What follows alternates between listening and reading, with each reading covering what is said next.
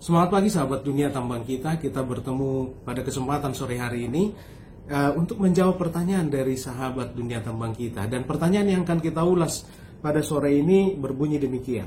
Pak Horas, request dong untuk video pembahasan lanjutan tentang slippery, seperti menentukan target slippery.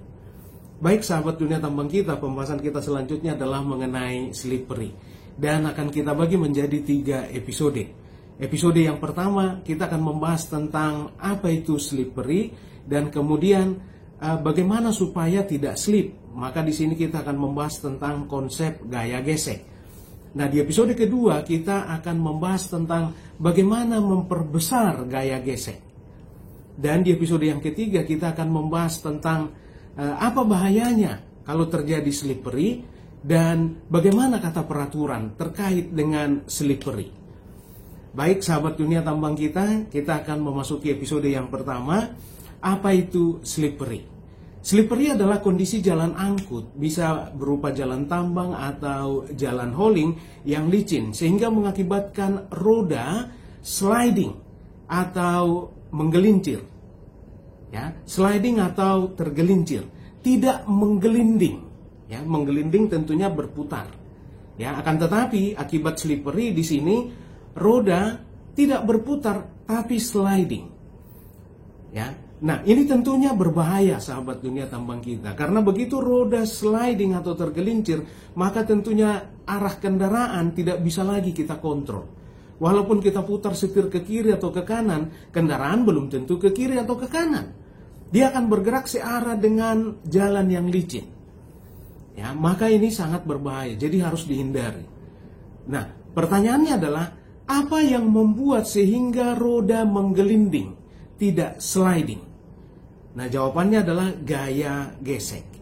Gaya gesek adalah gaya yang berlawanan dengan arah gerak sebuah kendaraan. Kalau misalnya kendaraan angkut kita bergerak ke arah utara, maka tentunya gaya gesek terjadi ke arah selatan. Berlawanan arah dengan arah kendaraan dan terjadi antara dua benda yang bersentuhan. Dalam kasus kita ini berarti antara roda kendaraan angkut dengan jalan angkut. Ya, disitulah terjadi gaya gesek dengan arah yang berlawanan dengan arah gerak kendaraan. Besar gaya gesek dinyatakan dengan persamaan seperti Anda lihat pada screen, di mana F gesek atau gaya gesek sama dengan mu dikali N. Mu adalah koefisien gesek, sedangkan N adalah gaya normal. Apa itu koefisien gesek? Nah, koefisien gesek adalah sebuah konstanta, sebuah bilangan yang menyatakan kekasaran sebuah permukaan. Ya, kekasaran sebuah permukaan. Dalam hal ini, sesuai dengan kasus atau sesuai dengan pertanyaan tadi, berarti kekasaran permukaan jalan. Ya, koefisien gesek ada 2 sahabat dunia tambang kita, ada koefisien gesek statis dan koefisien gesek dinamis. Koefisien gesek statis adalah koefisien gesek yang dialami oleh 2 benda yang bersentuhan sesaat sebelum benda ini bergerak. Sedangkan koefisien gesek yang kedua adalah koefisien gesek dinamis. Nah, koefisien gesek dinamis adalah koefisien gesek yang dialami oleh sebuah benda yang sedang bergerak. Dan biasanya koefisien gesek statis lebih besar daripada koefisien gesek dinamis. Itu kenapa untuk mulai menggerakkan sebuah benda yang diam, gaya yang dibutuhkan lebih besar dibanding gaya yang dibutuhkan untuk mempertahankan sebuah benda yang sedang bergerak. Ya, jadi pada saat mulai bergerak dari kondisi diam, gaya yang dibutuhkan untuk menggerakkan benda ini lebih besar daripada gaya yang dibutuhkan untuk mempertahankan sebuah benda yang sedang bergerak untuk tetap bergerak. Dan ini yang disebutkan dalam hukum Newton yang pertama, yang sering kita sebut sebagai hukum kelembaban. Ya, hukum kelembaban. Di mana sebuah benda yang bergerak akan cenderung bergerak dan sebuah benda yang diam akan cenderung untuk diam.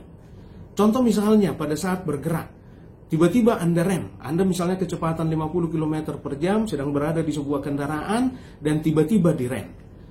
Apa yang terasa pada tubuh kita? Kita akan cenderung terdorong ke depan.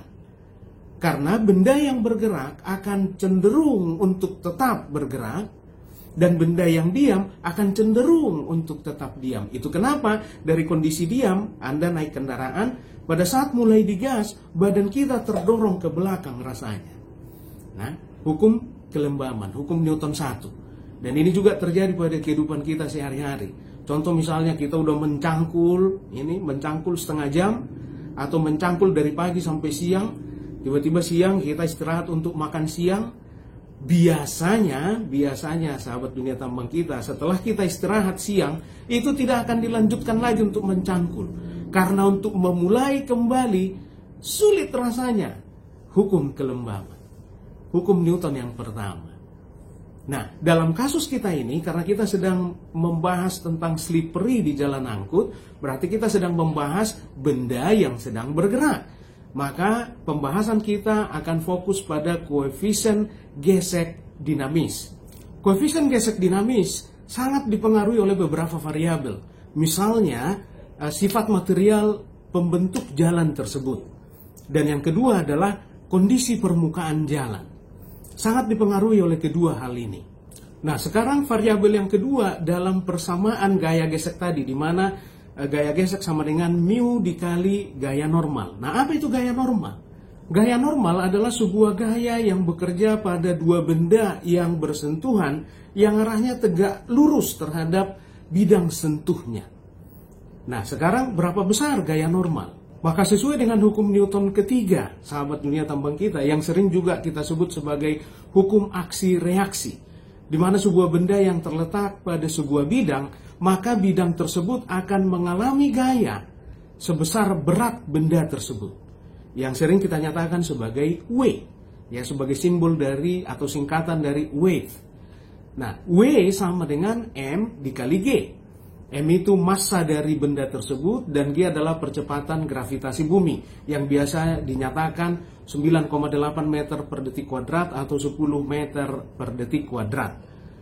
Maka sesuai dengan hukum Newton ketiga tadi atau hukum aksi-reaksi, karena bidang tersebut mengalami gaya sebesar berat atau sebesar M dikali G, maka tentunya bidang tersebut akan memberikan gaya reaksi sebesar yang sama.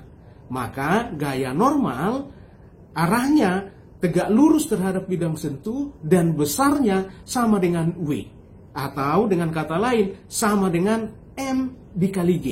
Itulah gaya normal, sahabat dunia tambang kita. Dan sejak awal pembahasan kita ini kita udah sampaikan bahwa akan bahaya apabila sebuah kendaraan angkut rodanya tergelincir, ya, atau sliding, atau slippery. Dan yang mencegah roda itu tergelincir adalah gaya gesek. Maka dalam kasus kita ini boleh disebutkan bahwa gaya gesek adalah sahabat kita. Sahabat kita atau partner kita dalam rangka mencegah kecelakaan akibat roda tergelincir. Dalam kehidupan sehari-hari kita harus memperbanyak sahabat. Memperbanyak sahabat, maka secara otomatis juga akan mengurangi kemungkinan musuh. Nah, seperti itu juga dalam hal kasus kita ini. Maka dalam rangka mencegah kecelakaan akibat slippery di jalan angkut, mari kita memperbesar gaya gesek. Ya. Tentunya dengan memperbesar gaya gesek akan semakin besar kemungkinan roda itu menggelinding, tidak lagi sliding atau tergelincir. Sehingga kecelakaan bisa kita cegah akibat roda atau ban sliding. Pertanyaannya sekarang adalah bagaimana memperbesar gaya gesek? Nah, upaya-upaya apa yang perlu kita lakukan untuk memperbesar gaya gesek akan kita bahas pada episode yang kedua. Jadi, stay tune sahabat dunia tambang kita, ikuti dari episode yang pertama, kedua, dan ketiga terkait dengan slippery ini. Ya, sekali lagi di episode yang kedua kita akan membahas tentang upaya untuk memperbesar gaya gesek, dan di episode yang ketiga apa bahayanya kalau terjadi slippery dan bagaimana upaya yang kita lakukan untuk mencegah slippery dan apa kata peraturan terkait dengan slippery.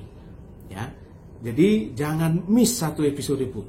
Baik sahabat dunia tambang kita, sampai di sini episode yang pertama. Terima kasih atas kebersamaannya dan jangan lupa dukung terus channel ini dengan subscribe, bunyikan loncengnya, like, share, dan juga komen. dan mari kita serahkan segala sesuatu kepada Tuhan yang Maha Kuasa, badai pasti berlalu.